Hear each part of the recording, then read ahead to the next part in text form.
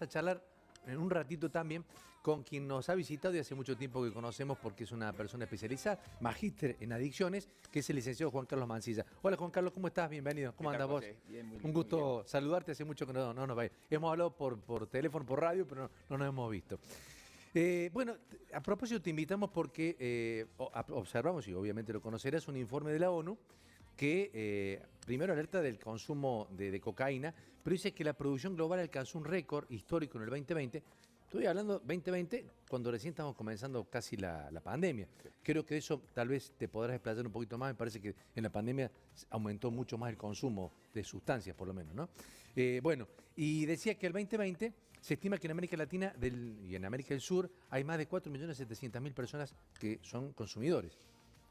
También el reporte advirtió que la cocaína se produce, se trafica y se consume en América del Sur, donde se estima que en el 2020 el 1,6% de la población de entre 15 a 64 años eran consumidores de productos de cocaína el año pasado.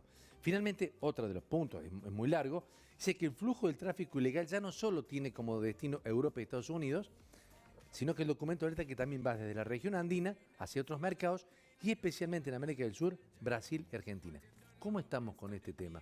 ¿Hay un menor control? ¿Hay un mayor consumo? ¿Cómo es lo que observas vos, Juan Carlos? Bien, primero el tema de la cocaína es central en esta región porque nosotros estamos cerca de toda la zona productora, Claro. ¿no? Digamos, la distribución de la producción de drogas siempre es diversa según el mapa mundi y la parte donde nosotros nos paremos. Vamos, Estados Unidos es el mayor productor de marihuana, por ejemplo, del mundo.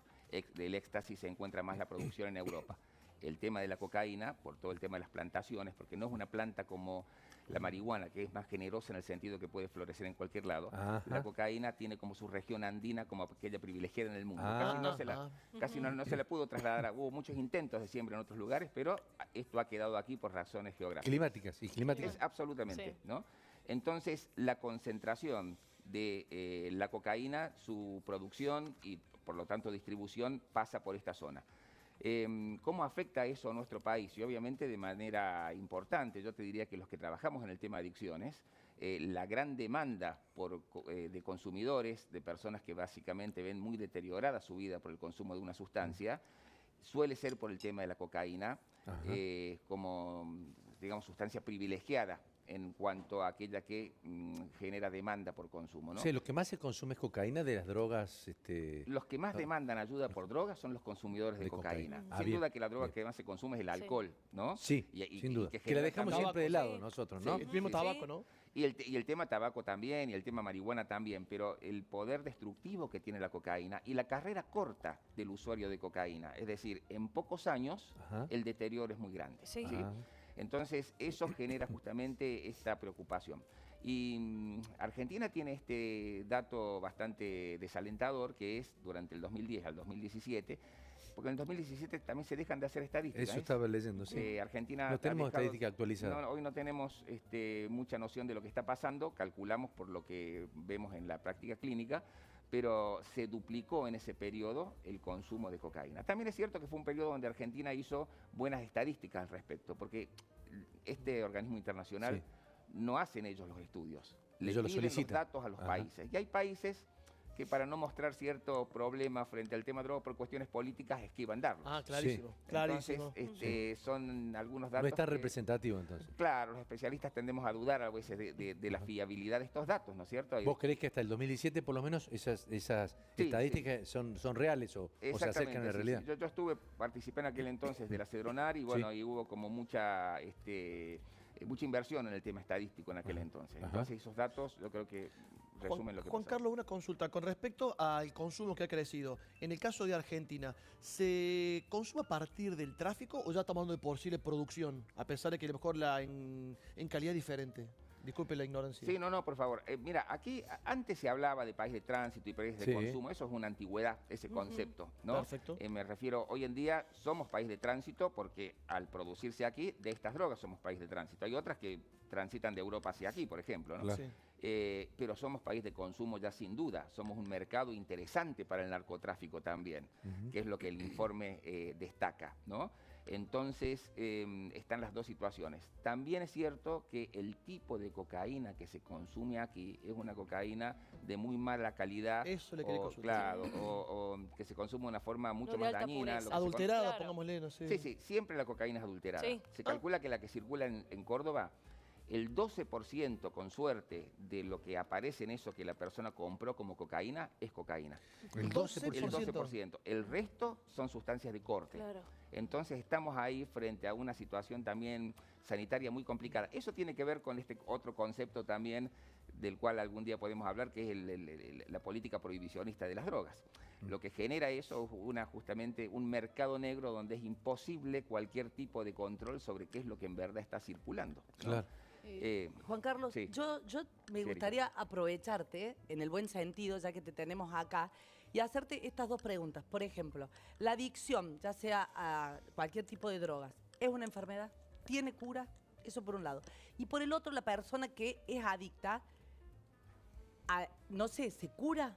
Y como sujeto que pertenece a una familia, ¿cómo tiene que hacer la familia para acompañar ese proceso? Bien, es interesante eso. Sin duda que estamos hablando de un problema de salud. Es una enfermedad distinta a las otras, porque ¿qué es lo que a mí me gusta explicar de esto? Si yo tengo un ataque de hígado, tengo un dolor de muelas, voy a que me saquen la muela, que me pongan algo para sacarme el ataque de hígado, porque quiero desentenderme del síntoma. El problema con las drogas y con la cocaína o con las drogas de adicción en general es que la persona pasa un periodo como enamorado de su síntoma.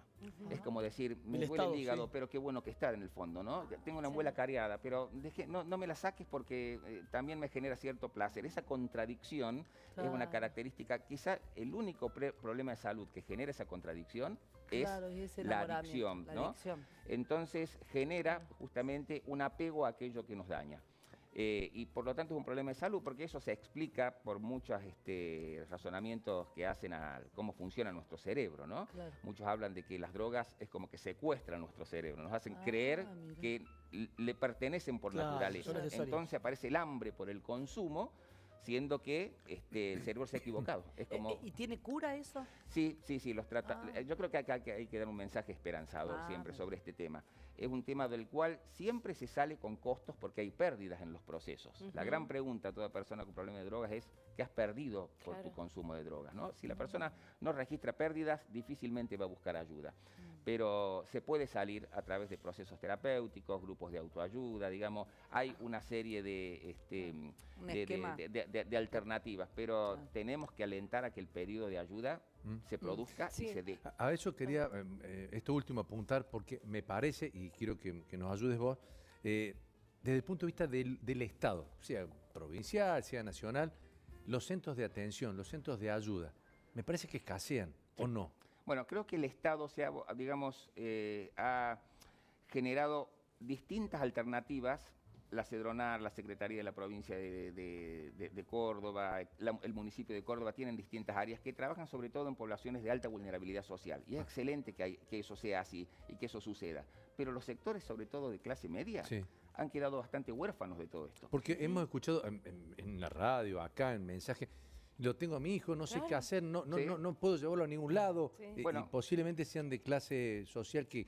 Vos tenés distintas instituciones históricas, bueno, Programa Cambio, que una Sí. institución que fundé y luego de la pandemia tuvo que cerrar. Programa Andrés también se fue de Córdoba en su momento. Es decir, Programa muchos Andrés, sí. programas se debilitaron que tenían justamente esa posibilidad de trabajo con este sector social. Y yo creo que eso es algo que hay que revertir. Y lo último que diría es la necesidad de la prevención. Necesitamos más inversión en prevención. En Argentina se destina el 95% del porcentaje a la lucha contra el narcotráfico y apenas el 4 o 5% para la prevención y asistencia. Y eso es un error total en política ¿Cómo se pública. dice? Y no está Un dando- desequilibrio que hay que modificar. Lo que es claro que no está dando resultado, por lo menos ¿Y el no? 90 y pico % que se destina a la lucha no está dando el resultado No, que uno eso cree, ¿no? es- Y tampoco, así. por cierto, el pequeño porcentaje tampoco ayuda, el que sirve para la atención. Juan Carlos, por supuesto, charlaremos toda la mañana, Sí, no, es muy pero interesante. dejamos puntos suspensivos para otra etapa para poder charlar contigo, sobre todo porque mucha gente, seguramente los que nos ven en casa, en su casa a esta hora, porque la droga ya no es ajena, si no, porque es allá en otro lugar, no, ¿Quién lo no tenés en tu tiene alguien? familia, un pariente, Sí, un amigo, exactamente. que está pasando por una situación complicada. Así que te vamos a volver a convocar. Por favor, va a ser un gusto. Sabemos que has hecho un alto en tu agenda, así que te agradecemos mucho que hayas estado hoy Por favor. acá. Gracias a ustedes. Juan Carlos Mancilla ha pasado aquí en Vení Mañana y ahora que